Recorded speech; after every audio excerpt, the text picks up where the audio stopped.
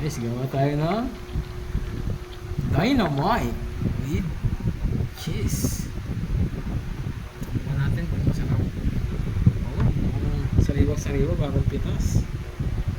Nalagyan ng cheese. Yan, napatong na yung ayan buong cheese niyan. Hanggang dulo merong cheese. Diba? Ay, napatunay. Malaki pa yung iwa ng cheese niya. Yan ang cheese. Kita nyo naman. Walang daya. Boom! Ayan buong cheese. Malalaki pa. Hindi natin maluto. Kasi babalutan pa natin yan ito. Wrapper. Nanan. So ito. Guys, ito na ang ating dynamite. Tapos na. Balot na lang at saka ipriprito.